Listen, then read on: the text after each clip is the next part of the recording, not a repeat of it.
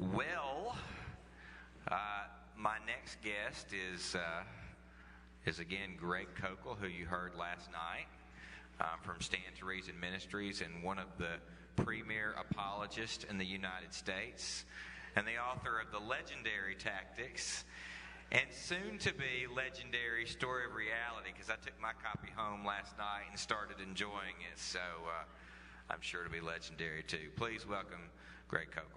Thank you. I was lying in bed last night trying to think of that word. I said, he said something that I really liked. I want to tell my wife he said it. Legendary. All right. Good morning. Well, you guys don't sound awake. I have a good excuse. I'm time warped from Los Angeles, you know. I'm still feeling it a little bit here. I actually don't like doing morning sessions because I'm not a morning person. One woman said, Mr. Koukl, you must have a great quiet time in the morning. I said, frankly, ma'am, for my first cup of coffee, I'm an atheist. And I was in the student center. I just had my coffee, and it's just getting into my system. So right now, I'm a Jehovah's Witness. Still working on it. You know, when you think about it, there are a lot of ways to prove that Christianity is false. Now, you probably didn't expect me to say that, did you? But when you think about it, look, our story starts in the beginning, God, right?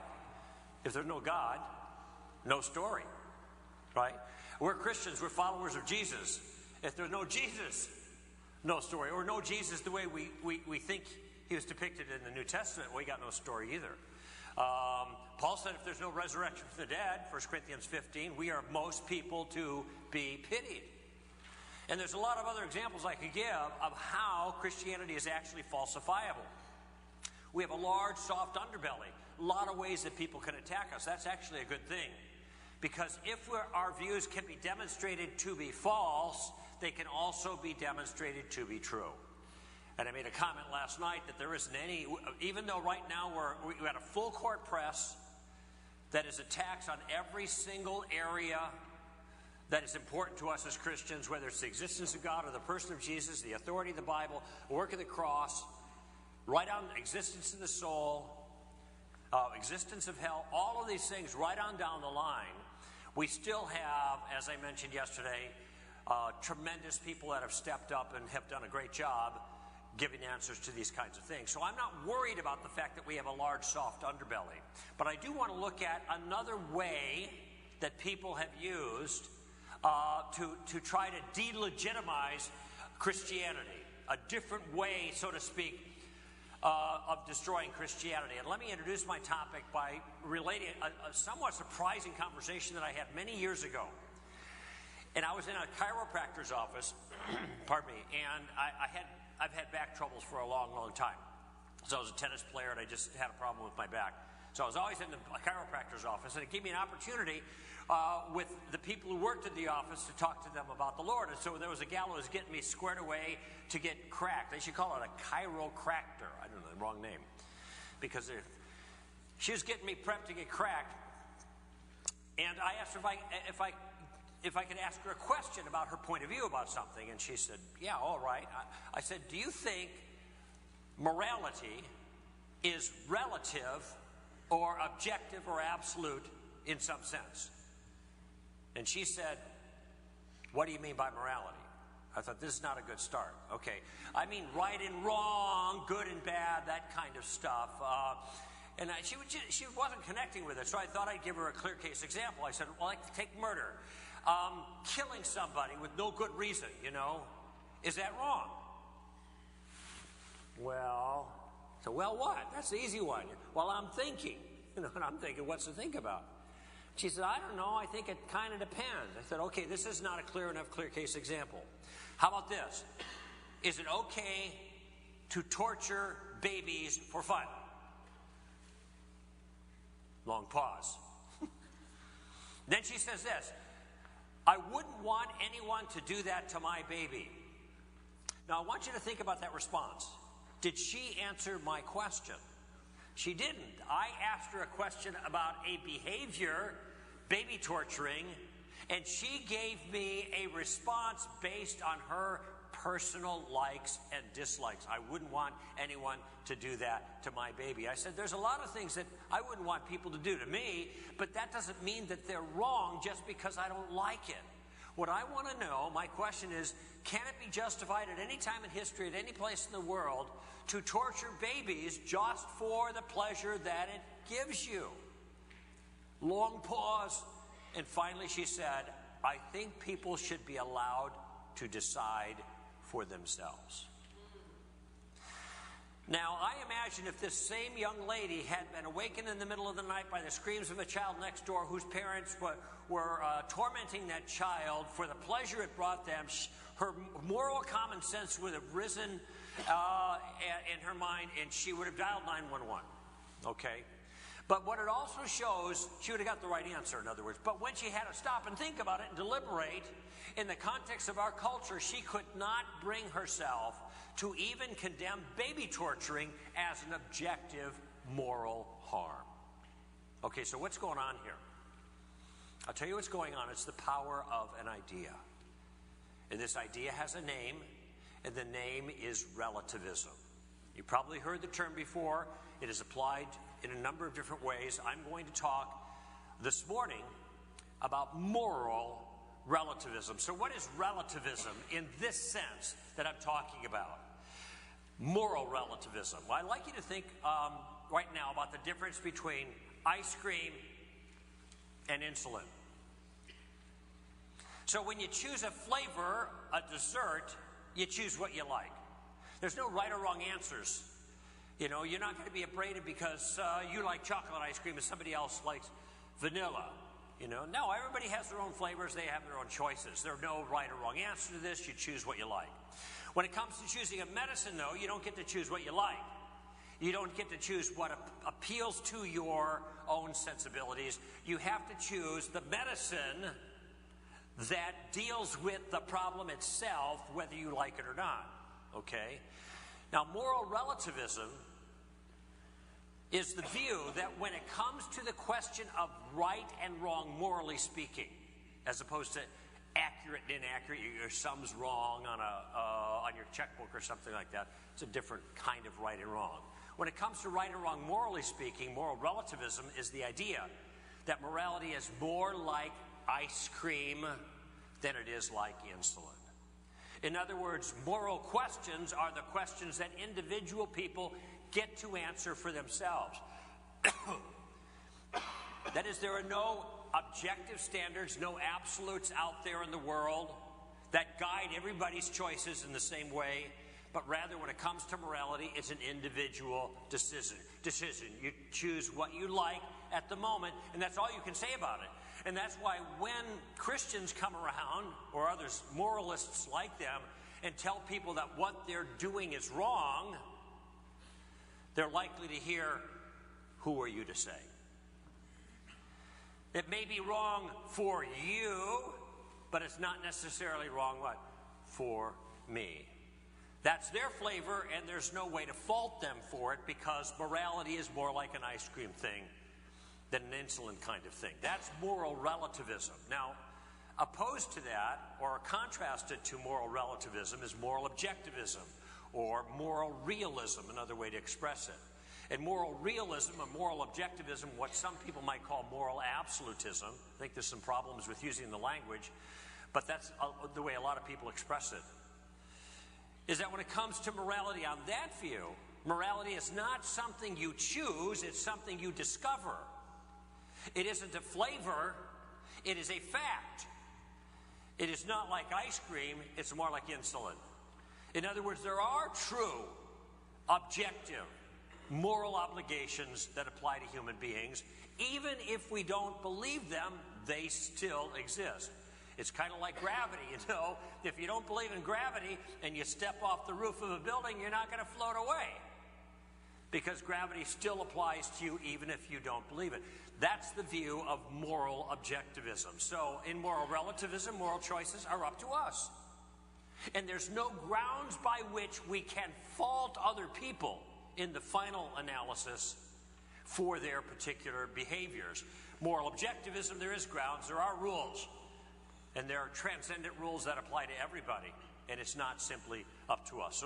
So far all I've done is I've defined our terms for us. I'm just kind of laying the foundation a little bit. But I want you to see why this issue is so important right now, because I would say, generally speaking, and there are exceptions to this, but generally speaking, most people in our culture are knee-jerk relativists. That is, they are deeply offended by any attempt for anyone else to apply that other person's morality to them.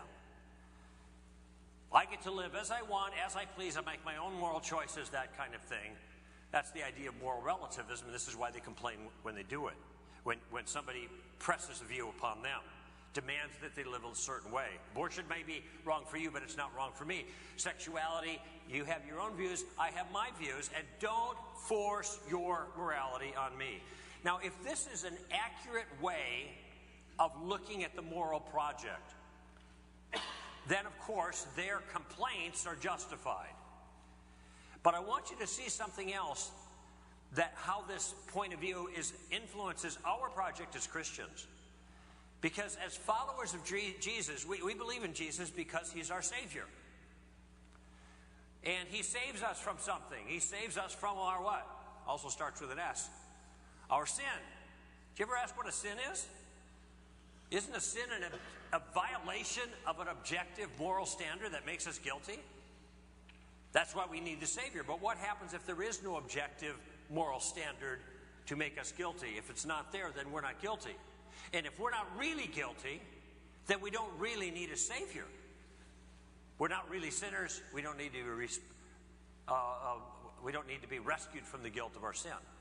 And so you can see now how this begins to undermine this commitment to moral relativism, makes our claims that people are in rebellion against God and God's law vacuous. They don't take it seriously.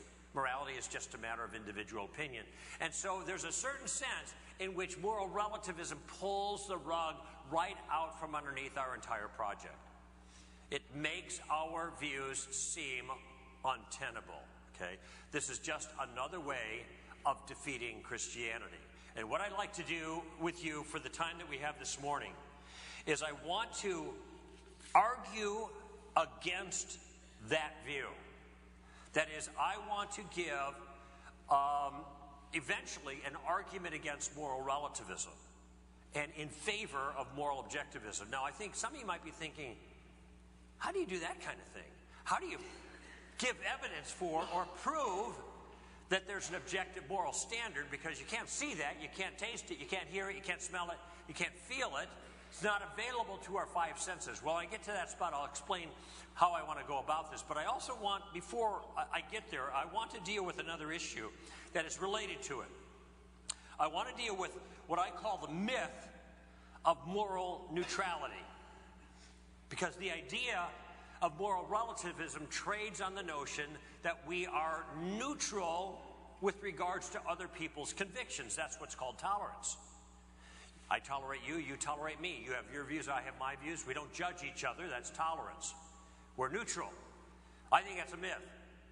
And therefore, any tolerance that is based on neutrality is going to be a myth as well. And these are powerful notions in our culture that give force to the concept of moral relativism, and I want to show you what's wrong with them.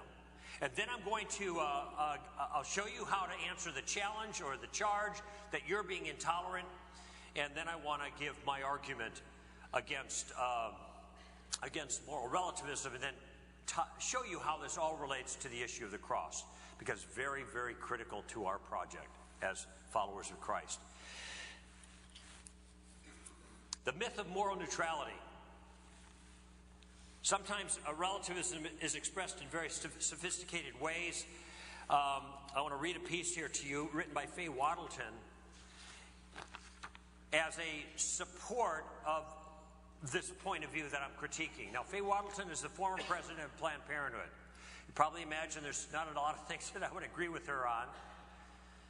But I'm not reading this to ridicule her. I actually think this is a really, really compelling characterization of the view that I want to criticize. And that's just a tip here. When you're dealing with other people's ideas, don't find the weakest characterization of that idea find the strongest characterization of that idea, and then show that that idea is false. Represent it well. Argue for it, in fact, and then show that it's inadequate. And that's what I'm doing right here. This piece is so nicely written that I think many of you are going to hear this, and you're going to wonder yourself, wow, I'm probably not supposed to agree with her, but I don't know how I could disagree with her without sounding foolish. It's that good. But there's a flaw, and maybe you'll catch it as I read it. Here's what she has to say. Quote, like most parents, I think that a sense of moral responsibility is one of the greatest gifts I can give my child. But teaching morality doesn't mean imposing my values on others. It means sharing wisdom, it means giving reasons for believing as I do, and then trusting others to think and judge for themselves. My parents' morals were deeply rooted in religious conviction, but tempered by tolerance. There's our word. The essence of which is respect for other people's views. They taught me that reasonable people may differ on moral issues, and that fundamental respect for others is morality of the highest order. I had devoted my career to ensuring a world in which my daughter Felicia can inherit that legacy. I hope the tolerance and respect that I show her as a parent is reinforced by the work she sees me doing every day, fighting for the right of all individuals to make their own moral decisions about childbearing. Of course, she's speaking about abortion on demand there. 75 years ago, Margaret Sanger founded Planned Parenthood to liberate individuals from the mighty engines of repression. As she wrote, the men and women of America are demanding that they be allowed to mold their lives not at the arbitrary command of church or state, but as their conscience and judgment may dictate. And then she closes, I'm proud to continue that struggle to defend the rights of all people to their own beliefs. When others try to inflict their views on me, my daughter, or anyone else, that's not morality. It's tyranny. It's unfair. And it's un-American. Close quote. Wow. That's good writing. That's solid stuff. That's compelling. It sounds so convincing. It sounds so impressive. It sounds so sensible. It sounds so reasonable. It sounds so tolerant. But there's a fundamental flaw. Before I get to the flaw, let me ask this question. What is Faye Waddleton's view of morality? I contrasted two. Kind of an ice cream or an insulin view of morality. Ice cream view that it's up to you. You make your own decisions. Insulin view, no, it's not up to you. You discover morality. What's her view? Well, look, what does she say? She says we should trust others to think and judge for themselves, that fundamental respect for others is morality of the highest order, that Americans are demanding that they be allowed to mold their life as their conscience and their judgment may dictate. So, Waddleton is relativistic there. Promoting moral neutrality, not interference. And if you're not neutral, you're not tolerant. That's her point. So what's the flaw? Here it is. Pretty simple. Faye Waddleton is not what? She's not neutral. Faye Waddleton is not neutral here, and no one is neutral in the community. Everybody has a moral point of view, and even when they're trying to advance relativism and a so-called moral tolerance, they are advancing objectivist principles. Listen to her words. She says, she wants to continue the struggle to defend the rights of all people to their own beliefs. Good. But then she has this to say of those whose beliefs are different from hers. They are unfair, they are un-American, and they're tyrannous. You realize those are all moral judgments. For example, does Faye Waddleton have the same neutral respect for a person who wants to put their bodies in front of an abortion clinic to block somebody from getting an abortion? No, she thinks that's wrong. Now, she may have her reasons for objecting, and maybe they're good ones. That's not my issue. I'm not really talking about abortion. I'm talking about morality proper here. She's not neutral. Not only that, Faye Waddleton is happy to impose her views on other people. How do I know that? She said it in her piece. Where'd she say that? She said, I have devoted my career to ensuring a world in which my daughter Felicia can inherit that legacy. What legacy? Her point of view. And what does Faye Waddleton do to secure her legacy? She's a lobbyist. She goes to Washington, D.C. to try to prevail upon congressmen and senators to pass laws to force you to live according to her morality and not according to yours if you differ from hers. That's not neutral. Now, look at it. I'm not objecting that she's trying to force her view. I'm just saying it's not neutral.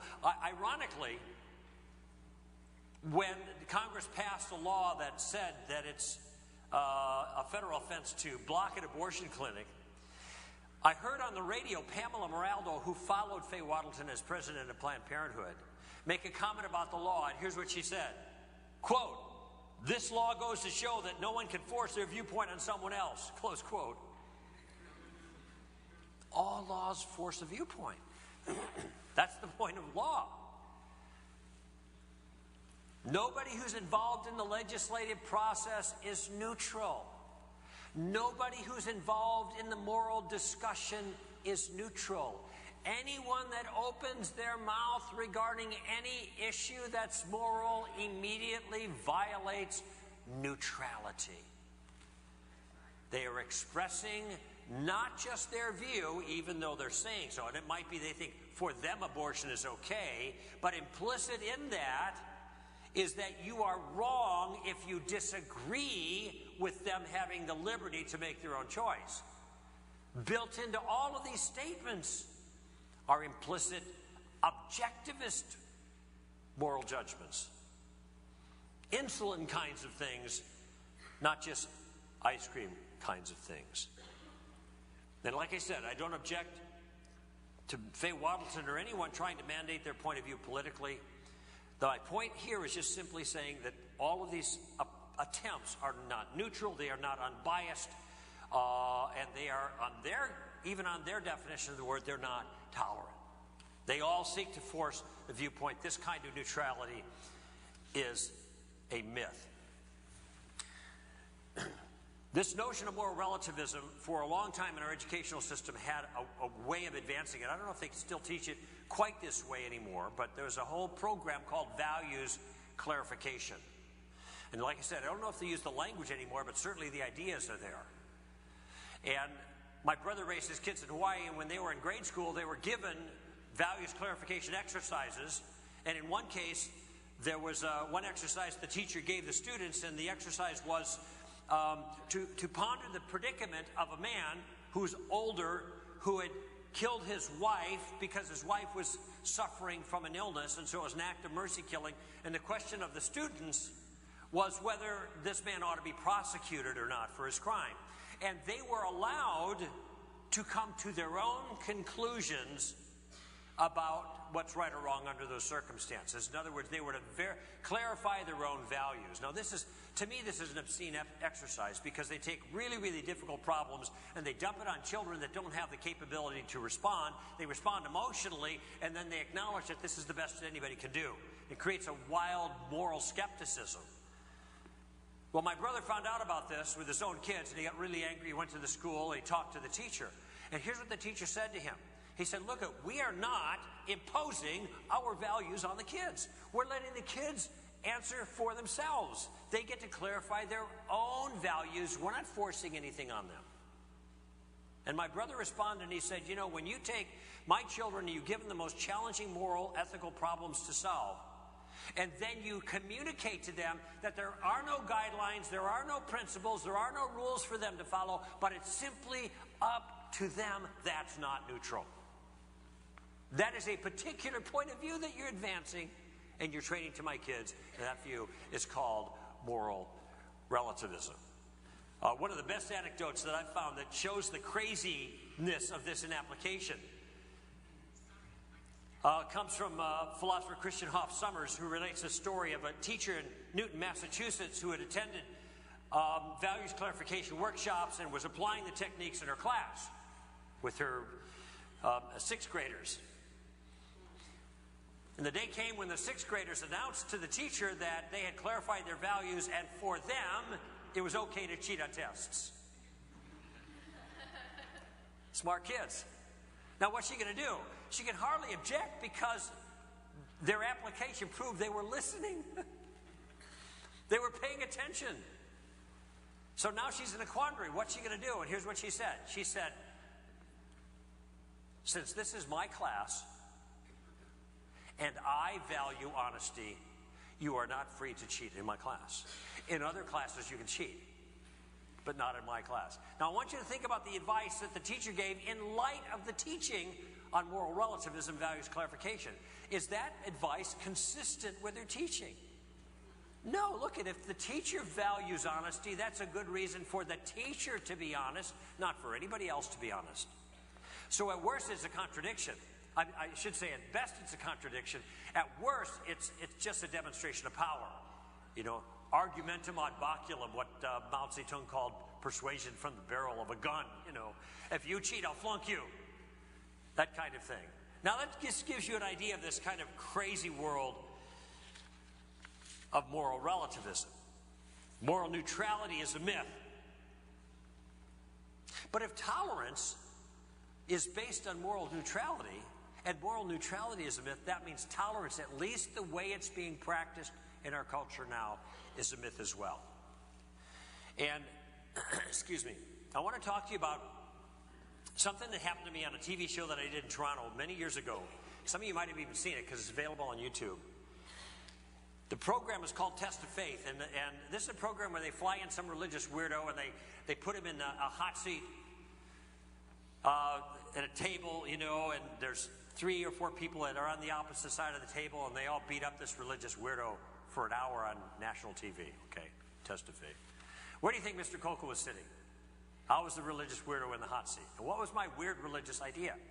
Well, my idea was, the issue was pluralism. The notion of relativism applied to religion. That all religious views are equally true and correct. Now, I thought this is false. And I was going to argue against that. That's why they'd asked me to be on the show. The others that were on the panel, a Sikh, a Hindu pastor, a liberal Christian pastor, a woman from the United Church of Canada, and then Valerie Pringle, the host, they were on the opposite side. Okay. Now, when I got there, I was talking with some of the crew, and whenever they do these kinds of programs, they always do interviews on the phone beforehand, long distance, to find out if you're weird enough to fly out for their radio show. And so I talked with a guy named Pierre, who it turns out was an atheist, and he had interviewed me, and we talked for 45 minutes, and he thought, okay, you're weird enough, we're going to fly you out. Well, I got a chance to meet Pierre, and we're talking before the show began, and just making common cause and carrying on or whatever, real friendly. And I said, Pierre, I'm going to make you a bet, kind of a gentleman's wager here, about how this show is going to go. I'm going to give an argument against pluralism. In other words, I'm going to give a rationale why I think religious pluralism is just flat out false. And it's not going to be an argument that trades on my own religious convictions. It's an argument that anybody can use, regardless of what they happen to believe. But my prediction is that the other people on the panel are going to ignore my argument, and then they're going to come back and start attacking me. And they're going to say I'm narrow-minded, and I'm arrogant, and I'm intolerant, and that kind of stuff. Bigoted, maybe. I don't know. Maybe it won't go that way, but that's just my prediction. We'll see. So the very first segment, I'm sitting at the table. Valerie Pringle is right here. Nobody else is up yet. I get a chance to make my case against religious pluralism. So I went and made my argument. And I said, Jesus claimed to be the Messiah. Well, he either was the Messiah or he wasn't the Messiah.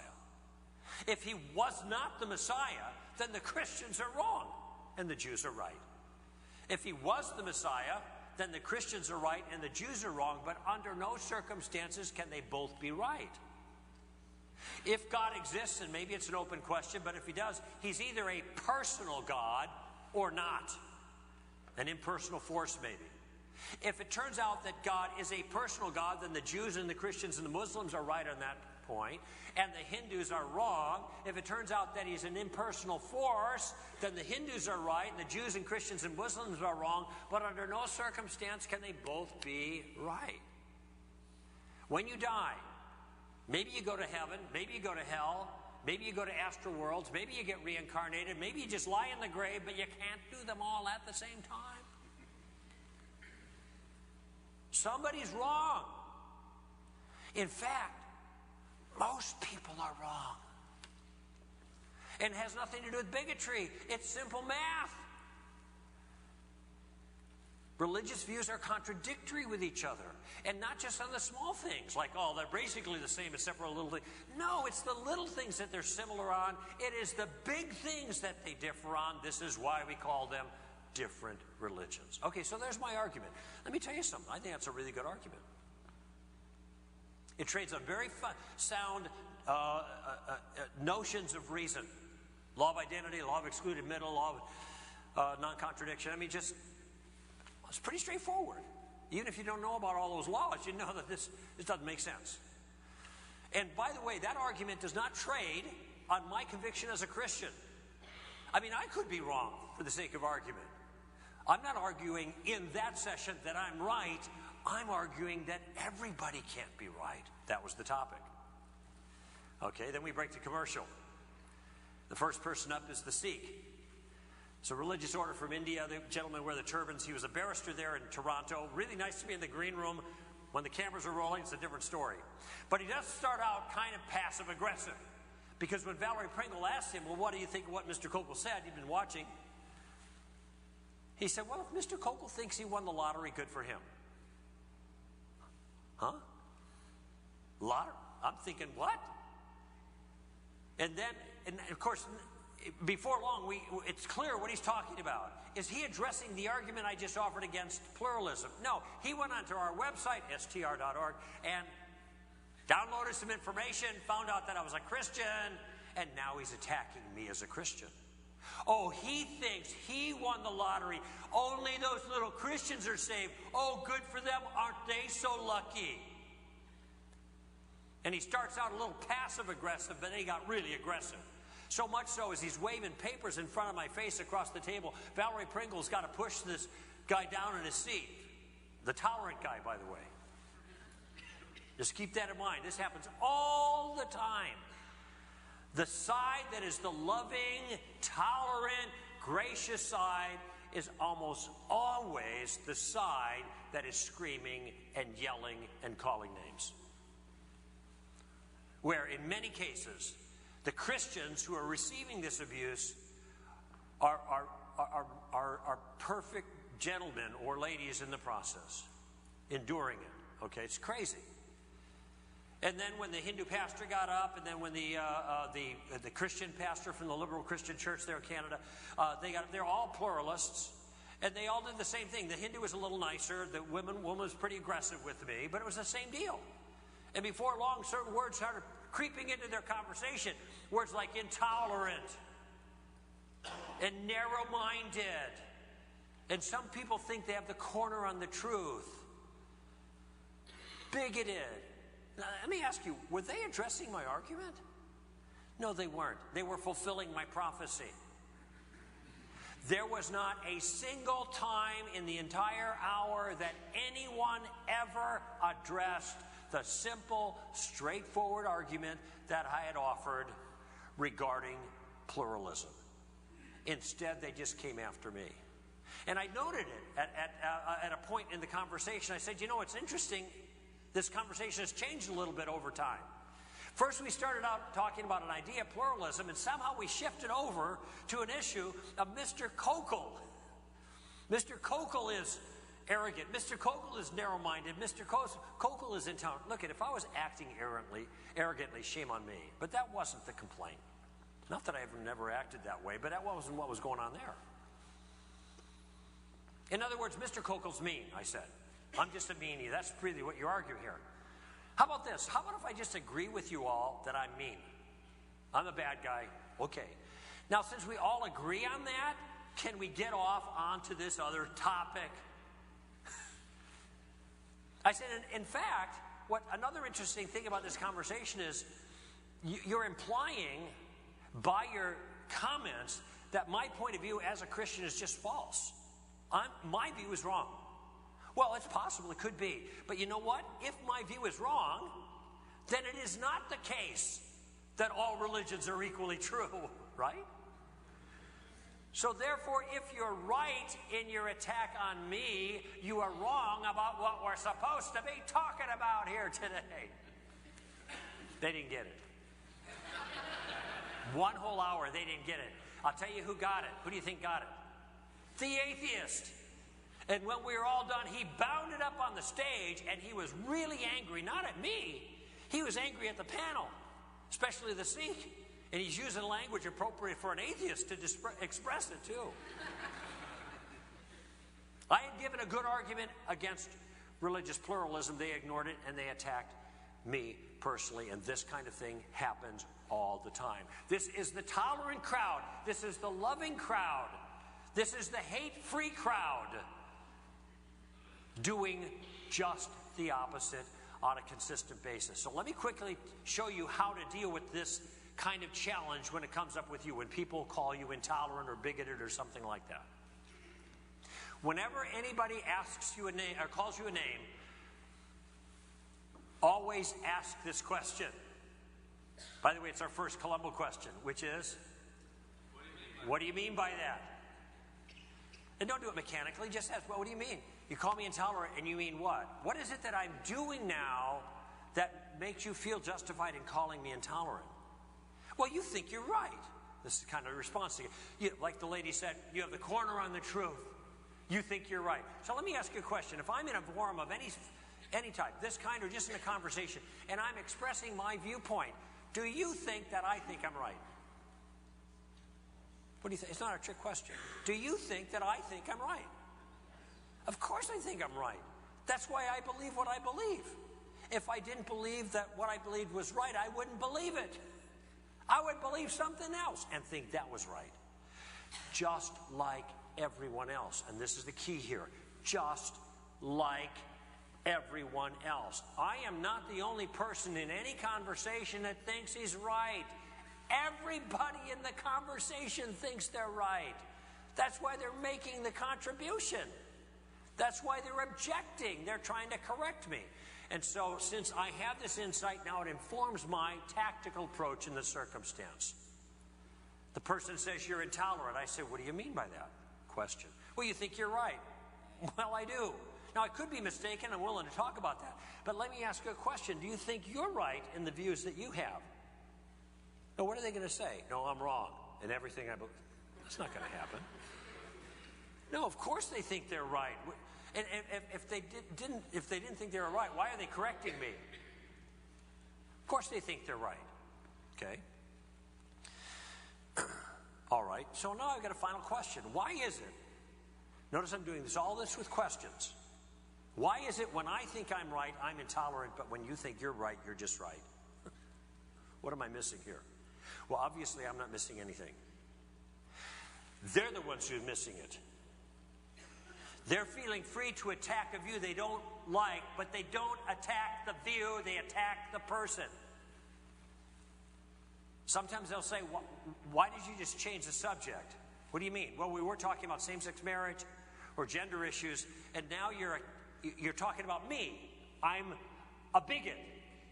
I'm a hater. That's a different topic. This is a classic move. It's an informal fallacy. It's called a ad hominem. They attack the person instead of dealing with the issue. That's what's going on there. All right? Now, what would happen if that person said, well, you're intolerant, and I said, well, you're ugly. Your mom dresses you funny. No, I wouldn't say that because that would not be good manners and it would not be good thinking, but how is it any different?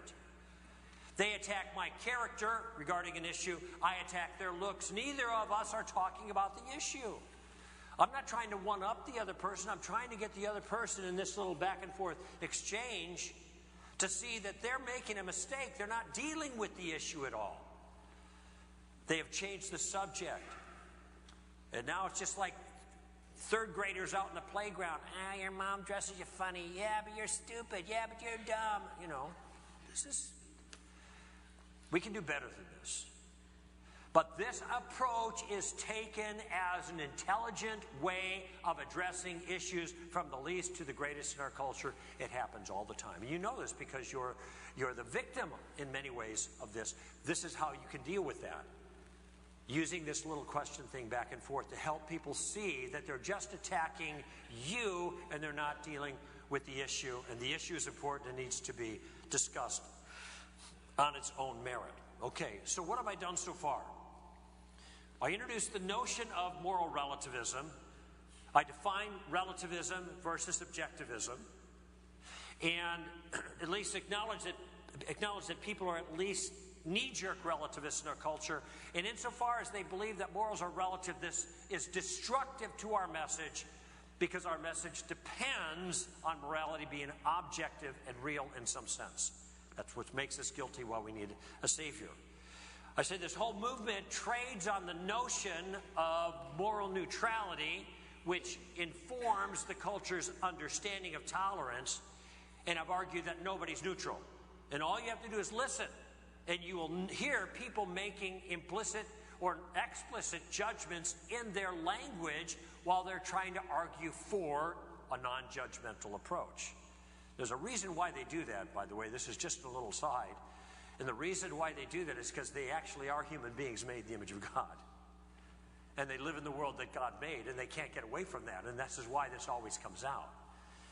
So I talked about the myth of moral neutrality, which then exposes the myth of tolerance, the way tolerance is being practiced, at least now in our culture.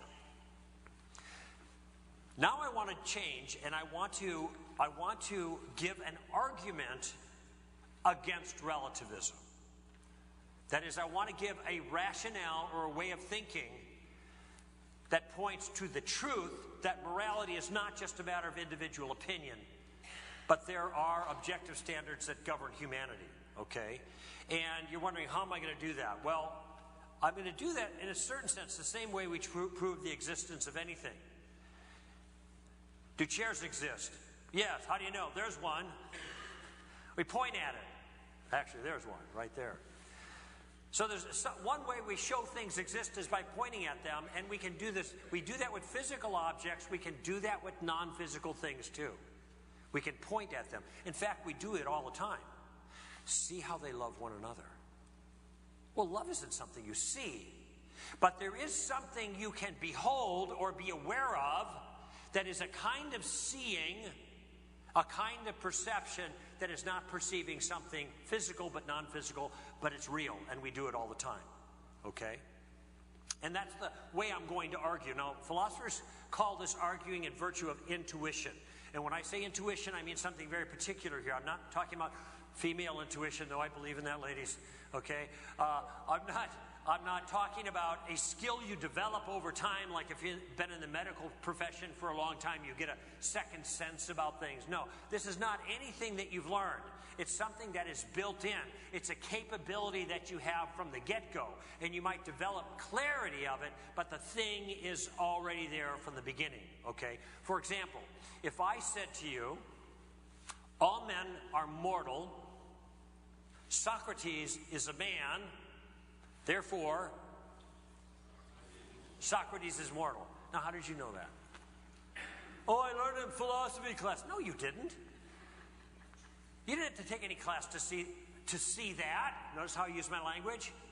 That is, if you understand the meaning of all men being mortal and that Socrates is a man, you just see that it follows the conclusion that Socrates is mortal. Okay? So there is a kind of seeing there in that rational intuition that you have. And incidentally, if you didn't get the right answer there, what would I do? I can't argue for the right answer. That was the argument. You didn't get it. You didn't see that relationship there. If somebody didn't get that, I don't see how Socrates is a man. I say, what would you do? You'd probably start over and say the same thing slower. All men are mortal. Got it? And if they still didn't get it, you would think there was probably something wrong with them, that they didn't have their full capacities operating at the time. And I think you'd be fair in assuming that. So there is a certain sense in which we have certain capacities in our souls that are built into us that allow us to do some work and learn other things. This is what I mean by intuition. And I think there are rational capacities. I just referred to some. I think there are aesthetic capacities, intuitions. I don't think beauty is just in the eye of the beholder. I think some things are beautiful and some things are just plain ugly. And I think there are moral intuitions. And the reason that I'm convinced that there are moral intuitions that operate is because people use them all the time. They use their language to point to things that have objective moral character. And they do it so consistently that if it turns out that there is no objective morality, which seems to be assumed by their language, then it means that their language turns out to be referring to nothing at all. Or maybe indirectly to their own feelings and their own emotions, which is relativism. But it doesn't refer to the thing that they think it refers to. Here's another way of putting it. People point to morality all the time with their words. They mean to be referring to something they're aware of and they see. And in fact, if morals are relative, then they're just speaking nonsense. I don't think people are speaking nonsense. I think the unified expression of humanity is that objectives are moral. Morals are objective, and consequently, that represents an argument in favor of the truth of moral objectivism. So how am I going to go about this? I'm going to look at some concepts that are regular parts of our language that trade on the idea that morality is objective, and if it's not, these mean nothing. And I'm going to start with, I call this the 7 fatal flaws in the book on relativism. I'm just going to give you 4 of them, and they're very similar. But I'm going to start with the most powerful one. That is the most powerful evidence that morality is objective and not merely subjective. And I want to lead into it with an illustration about something that actually happened to me in 1982. I was in a Cambodian refugee camp for 7 months working with Cambodians who had survived the Cambodian Holocaust from 1975 to 1979. And my job was to feed the Khmer that lived there. Khmer is the name of the ethnic name of the peoples of Cambodia.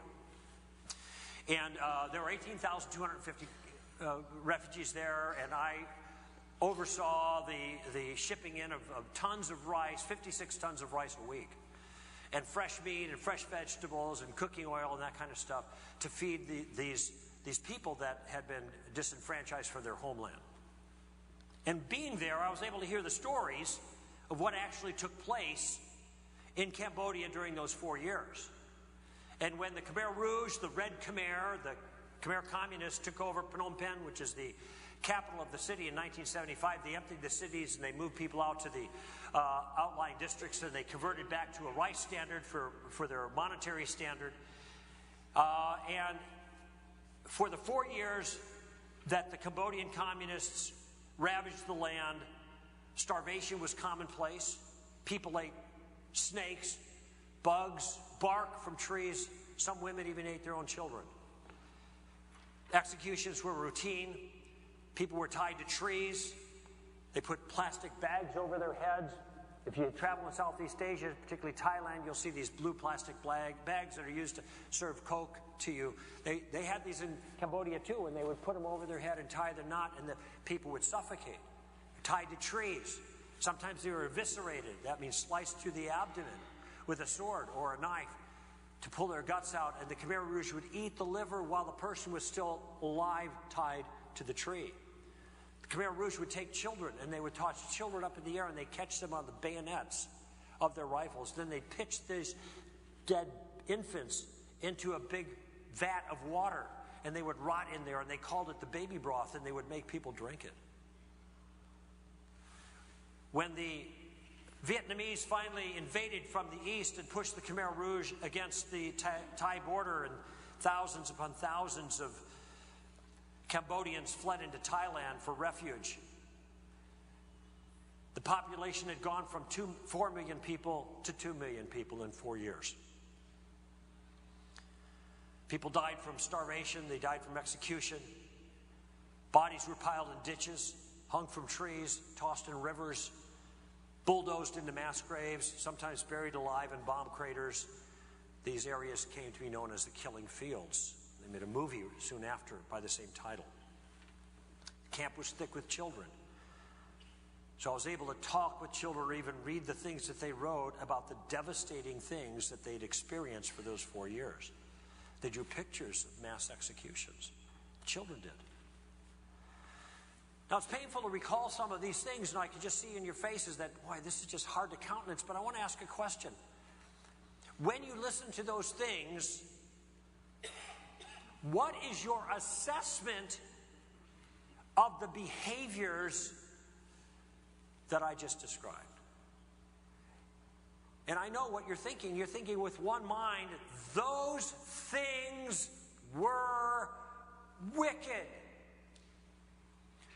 What the Khmer Rouge did was evil. Okay, now I've got a question, because I know everybody's feeling the same thing.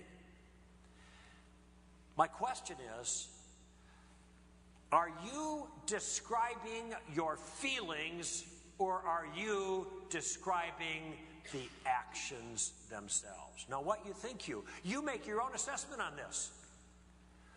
Are you just saying, well, this is the way I'm emotionally reacting to what he just described? Ooh, that's icky. I don't like that. That's relativism. Or are you saying, I don't like that because the acts themselves were wicked, and even if the Khmer Rouge liked them, if the Pol Pot liked them, that doesn't change the nature of the action. Then you are aware that the actions themselves are wicked. Therefore, relativism is false and objectivism is true. You can see it yourself. And what I'm referring to here is the number one evidence against moral relativism is the thing that everybody in the world seems to be aware of, that there is a problem of evil. Notice what has to be true in order for there to be a problem of evil in the world. There has got to be evil in the world. Not in my mind, not in my heart, not in my personal convictions, not in my preferences, in the world. In the real world. The problem of evil, if I were to give you no other further flaws, frankly, I'm almost out of time, so I won't go into the others, but they're very similar. That is, if relativism is true, there can be no problem of evil, but there is a problem of evil, therefore relativism is false.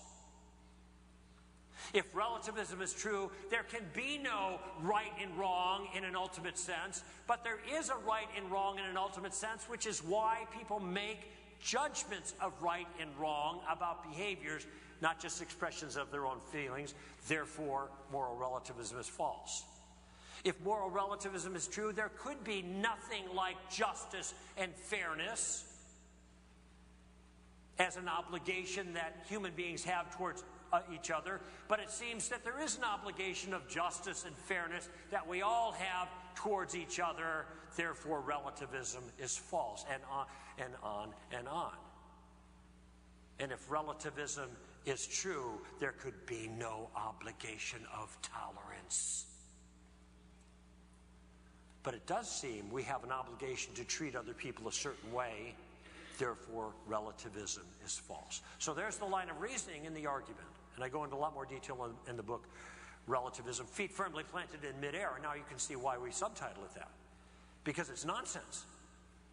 It's just nonsense. How can anybody believe this? I'll tell you the answer to that question. Nobody does. Wait a minute, I thought you said that America has a kind of relativistic impulse. Well, they have this impulse, but deep down inside, they know better. You can be standing in line at the grocery store, at the bank, or whatever, talking with somebody about moral relativism versus objectivism, and then watch somebody cut in line in front of that person. They'll stop you and say, hey, wait a minute, you shouldn't do that. What? You what? Shouldn't do that? The relativist says. Now, he's not going to say, and by the way, that's just my personal moral point of view. Just ignore what I had to say. No, he thinks he's speaking accurately and morally into the circumstance, even while he's arguing for relativism. In that same chiropractor's office, and this will give you an idea how tactically to maneuver in this. By the way, the simplest way to deal with relativism is to force the relativism on the person who is complaining that you're forcing your morality on him. People say, you shouldn't force your morality on me. How do I respond? I ask a question. Why not? And what's he going to say? It's wrong? If he says it's wrong, then that's an example of him forcing his morality on me. See that? This happens all the time. So I'm in the chiropractor's office. There's a guy named Gil who's, he's a physical therapist, and he's working on me, and we're carrying on and talking about spiritual things, as it turned out. And as we get to the issue, he raised the issue of homosexuality, asked my point of view, I offered it, and he started complaining. He said, you Christians are nice people, but before long you start getting judgmental. Now, he has just made a mistake. He doesn't know it. Most of you don't see this yet. Some of you might. But I saw it immediately. And so I wanted to make the mistake more explicit. And I said, well, Gil, what's wrong with that? Notice how I'm using a question. So I'm using my tactical maneuvering here. I said, Gil, what's wrong with that? He said, well, it's wrong to judge. Okay, now I got him. Right? Now, again, it's not a gotcha like, okay, now I'm going to stick you with this. No, I want him to see the mistake. And so I say to him, notice I'm using questions again. I say, well, Gil, if it's wrong to judge, then why are you judging me right now? Now, he had never heard anything like that, and he dropped back for a second, and he's thinking about it, trying to regroup a little bit. He makes a couple of wow, gosh, I guess I was judging. Well, I guess it's okay to judge. That's what he said. But he wasn't going to give up that quickly, He said, but you can't push your morality on other people. Once you push your morality on other people, then you've gone too far. Now, he thought he'd improved his circumstance, had he? No, not at all. And so I had another question for him. First was a clarification question. I said, Gil, is that your morality? Notice how he said you shouldn't push your morality on other people. Well, that's a moral point of view, right? So I'm just clarifying, is that your morality? And he blithely says yes, like he didn't see it coming. He said, yeah, that's my view. I said, well, then why are you, pushing it on me right now? Notice when I asked it, I could have said, well, you're pushing your view on me. That would have been an accusation. And then I would have been at a standstill, right? But instead, I used a question. Why are you pushing your view on me? That puts the ball back in his court. Now he gets to respond. And he can't respond. And so he's kind of back in the corner, scratching his head, rubbing his chin, trying to figure his way out of this thing. He makes a couple of false starts. He can't get going. And then he complains. He said, it's not fair. I said, what do you mean it's not fair? He said, well, I can't find a way to say it which it sounds right. He thought I was playing a word trick on him. I said, Gil, it's not a word trick. What you're doing is exactly the opposite of what you say you should be doing. It's self-refuting in practice. Suicide tactic, if you will, from the tactics book.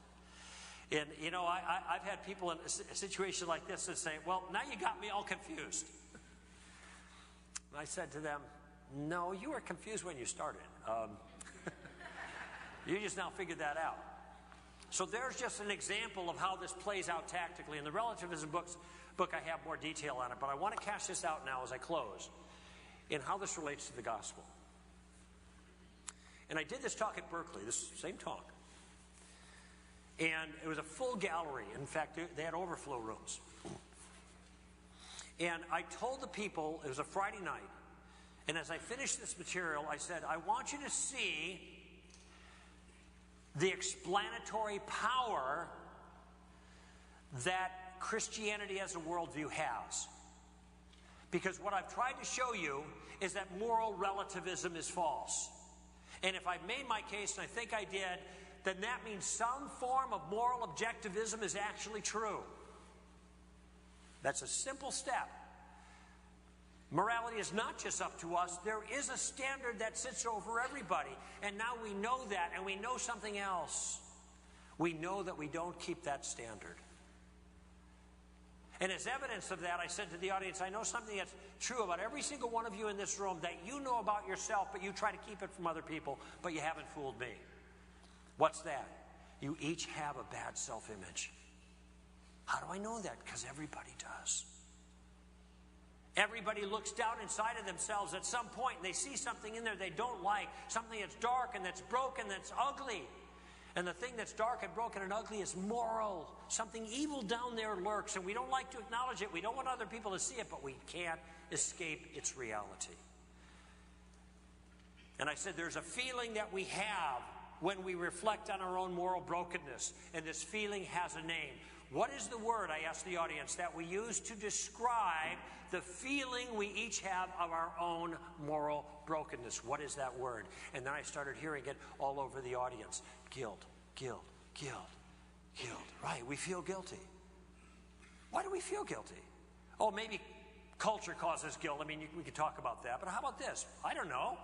Maybe we feel guilty because we are guilty. Is that in the running here? That would certainly fit if moral relativism is false and moral objectivism is true. And now we see how the Christian worldview fits right in here. Because I told the audience at that point, I said the answer to guilt is not denial. That's relativism. The answer to guilt, I said, is forgiveness. And this is where Jesus comes in. You see, in that entire evening, I had not mentioned a religious concept a single time. I laid this foundation with my lecture in philosophy about moral relativism, but I was able to cash it out at the cross because that's where the conversation naturally led. I help people to see that moral relativism is foolish, it's wrong, and we know it. And we know something else, that we're guilty. And the answer to guilt is forgiveness. Now, it turns out that that was the end of my talk. I said, if you want to hear more about how Jesus accomplished that, you have to come back Saturday night, which they did in droves, and that's when I talked about Jesus being the only way. But I want you to see the connection there. We have a message that fits reality. We have a message that fits the human existential condition. People are broken and they know it. They're fallen and they know it. They're evil and they know it. Why would there be all of this effort? Look at every single commercial, every movie. It seems like our people are trying to convince themselves about how wonderful they are. It's because they know deep inside that there's something wrong. And human beings are wonderful. They're made in the image of God. But they're broken. They're beautiful, but they're broken. And that's the human condition. And we can speak a message of truth and power into that circumstance as followers of Christ. Amen? Amen? Amen? I actually don't like it when preachers say that. Amen? It's like nobody's responding, so they force them to respond by saying amen. All right, we have about 10 minutes for Q&A. Is that right, boss? And so if you have a question pertaining to this issue, you can come to the mic. I'll do my best to respond to it. And number one, right here to my right. Sorry, he beat you. What's up? Good friend of mine, an atheist, moral relativist, had this conversation fairly recently about morality. So I asked him, well, what's your understanding of good? He says it's a set of relative qualities. So I began to ask him some questions pertaining to what makes something good and what not, how can it all be relative. To which then I asked him eventually, and I said, well, is it better for me to be an atheist or a Christian? He says, well, an atheist because that's the way the world is. I said, well, you just made morality objective because you just said it's objectively moral or better to be this because it corresponds to a reality. Right. To which he says, no, that's just semantics. And then I asked him, well, what makes life better than death? He said, well, it wouldn't be very beneficial if we're all dead. So I said, well, again, you have just presupposed a moral concept by the whole word beneficial. It's better for this and not this. And then he just told me I'm not making any sense. How would you Okay, let me respond. It's a good point. There are actually two things going on there. And the first one is when he says it's better to be an atheist because it's more consistent with reality, he's using the word better, and my take of it, in a non-moral sense. It is more accurate if you be an atheist because now you're living consistent with morality, okay? So I think he's using the word better in that sense as accurate, okay? So good or right could mean accurate or it could mean morally appropriate, okay? It seems to me in the first case, he's got a point if he's simply saying it's more accurate. But if he says that it is a good thing to live accurately to morality, that needs an explanation, because you can't say it's accurate to be accurate. That's just a redundancy. It seems at that point he is smuggling in some moral notion. And if he starts talking about things being beneficial, you can only have something. Let me back up, because it's a little bit of a sometimes a difficult concept to grasp. So let me put it this way: is when you go to fill your car, is gasoline beneficial to your car? Is water in the gas tank beneficial to the car? No. The notion of benefit is tied to the notion of design. You cannot know if something is a benefit or not to something unless you know what that something was made to do. Okay? So when we talk about human flourishing, which Sam Harris, the atheist, talks about, that morality is about human flourishing. But you see, even to talk about what it means for a human to flourish, you have to have a picture of optimum functioning of the human being, and you can't have a picture of that unless you know what human beings were made to do. So whenever you talk about benefit, it's teleological language, and teleological language entails this notion that there is a plan, there is a purpose, and if there's a purpose, there has to be a purposer. So even if he escapes in your conversation with him, on the one hand, by saying, I think it's more accurate, it's right, more accurate, well, that's not a moral concept. But when he starts talking about it's better to live this way, well, that's more consistent with our design. It's only better because we morally ought to live up to what our telos is, the intention for us, and you can't have an intention without an intender. You can't have a purpose without a purposer. And so all of that language is at home in a Christian worldview, and it is not at home in his worldview. So on that, he had asked me how I define morality, and I defined it for him as the pursuit of the good. Yeah. Kind of echoing back to Plato and whatnot. Right. And so that's where I came from, that concept of if it's beneficial, then it's morally good. That's right. Do you think that's a bad definition? No, I don't think it's a bad definition. The problem is with the thing of, you say the morality is the pursuit of the good. All definitions, in a certain sense, suffer because they're tautologies. A equals A. Morality is the good. Okay? Now, people don't have any sense of what the good is, then they can't make any sense of what morality is. We are trading on an intuitive understanding of what the good is, though. Everybody has some foundational core understanding. So I think that your definition is a sound one, although don't be afraid if he pushes back and says, well, you're just talking in circles. And well, you can't do much different when you're giving definitions. You just have to find synonyms that maybe land in a person's mind in a way that's meaningful. So the problem is with him, if he says the good is what? The good isn't anything. The good is whatever you want it to be, whatever appeals to you. In that sense, Hitler was good because he did what appealed to him. And, you know, Himmler and Eichmann and the whole crowd, you know, Eichmann said that Eichmann was the Nazi who was the architect of the final solution. And he said, I am going to my death. He was hanged by in Israel in 61 or something like that. He said, I go to my death with joy, knowing that I am responsible for the death of millions of Jews. I just read that the other day. But on your atheist friend's assessment of goodness, that would be good. All right? Okay, good. Thanks. Over here. All right.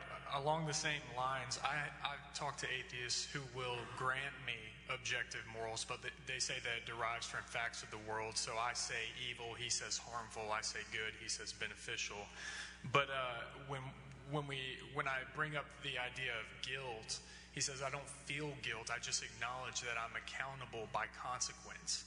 So how do you, when somebody has no perception of accountability to a father or a judge? Okay, there's a whole lot just in that couple of statements there, but you cannot be accountable to consequence. That's a misuse of the word accountability. And I'm just going to say that, and you just think about it. Accountability is related to obligation, and obligation is related to persons. I cannot be obliged to a circumstance. I cannot be accountable to a circumstance. I don't answer to a circumstance because to answer to means that you are, I don't know how best to characterize it. It means that there's an individual there to whom you are beholden. I'm not beholden to circumstances. Now, I may suffer the consequences of circumstances, but to say I answer to the circumstances is a misuse of the language. Now, what this suggests to me is that he feels comfortable with the notion of answering to. Now, that's teleological. You got to have a person there to answer to. It's something you ought to have done, but you didn't, and so you have to give an accounting to someone. But he doesn't want to acknowledge the someone, so he keeps the accounting language, and then he depersonalizes that which he's accountable to. A circumstance. Well, that's nonsense.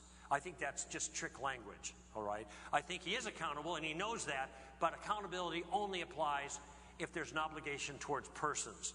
Morality at its core is obligation, and obligation is only sustained towards persons, all right? He's saying that morality is a fact, all right? Well, I agree with him. It is. But what is the nature of morality? If morality is a fact, then what is the nature of that thing that's a fact? And the nature of morality is obligation, all right? And obligation is held towards persons. Now, maybe a person like this is not going to buy into, they're not going to be persuaded. But that's because they have all the intuitions intact, but they're just denying them. No. It's kind of like when people look at the created realm and they see the obvious design, and then they say Mother Nature. They don't say Father God, they say Mother Nature. They anthropomorphize time and chance. They claim it's time and chance, but it feels like someone's involved, so they call it Mother, because they're not beholden to Mother Nature. Father God, they might be beholden to. They don't want to be beholden to it, so they make this move to eliminate God, and they put Mother in place. And I think a similar kind of move is going on here. A person who doesn't feel any guilt, there's a name for that kind of person in English language. A person who doesn't feel any guilt is called a what? A sociopath. You don't want to be a sociopath. I suspect your friend is not really a sociopath. He's just not admitting to when he feels guilty. When he feels guilty, he tries to explain it away. It is not good to not feel guilty, because we ought to feel guilty when we do things that are bad, and if we don't feel guilty for doing things that are bad, we are more likely to do the bad things when it suits us. I talk about this a little bit when I talk about the problem of man and the story of reality. The guilt is a good thing, and I suspect that your friend actually does experience it, but he's not going to acknowledge it, because once again, guilt is relational. You don't just have guilt hanging out there in nowhere. Guilt is tied to the person you're guilty before, the one you answer to. So I think we're about ready to go. Let me offer one thought, and I'll let you guys sit down, and I'll talk to you up here if you want to chat, and afterwards I'll be glad to do that. One thing that didn't come up that might have come up is the question of evolution and morality. Let me just direct you to an article. If you go to our website, str.org, there are two companion articles that I wrote, part 1 and part 2, called God, Evolution, and Morality. And I'm just going to say a blanket statement here. Morality is not going evolution is not going to rescue anybody on the issue of morality. Because all that evolution can do, if it can do anything with regards to morality, is produce relativistic morality. But I explain all the details in the article, and I want to commend that to you. All right? All right. Thank you, Greg. Everybody, let Greg know how appreciative we are.